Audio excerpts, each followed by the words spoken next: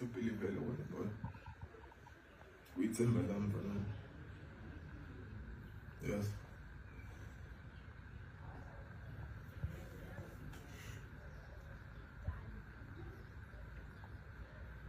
Turn boy.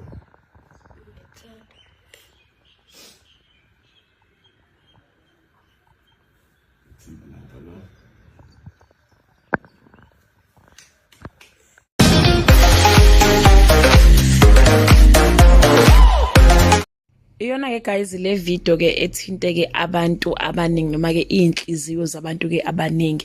Hello everyone, welcome back to Sunny Live Show and thank you so much guys for tuning in. I'm back again with Mzansi Celebrity Stories and namhlanje sikhuluma ngomlingisi olingisa laphana ke kuSibongile and the Dlaminis uVuyo Biyela nodlala ke indawo kaKwenzo kulomdlalo. Guys ke uVuyo waduma kakhulu laphana ke ku The River as umlilo. Uvuyo ke uveze elinye side lakhe nethinte kakhulu ke abantu noma ke inhliziyo zabantu abaningi. Lelo side lakhe lokuthanda izingane zakhe and being a present father irrespective of indlela yena ke akhuliswe ngayo. Niyazi ke guys ukuthi ke eMzansi kune pandemic nje yobaba who choose to be absent kuona wonke ama duties ke okhulisa ingane zabo, babeke wonke umsebenzi okhulisa abantwana to omama bezingane zabo. So guys, uVuyo is breaking that by showing his son how much he loves him. We pray for protection over the young man's life as abone how great his father is. The firstborn yakhe guys bihlanganisa 9 years izolo, and guys the day was celebrated as you can hear on the following video. UBoyza ke ebonga his parents.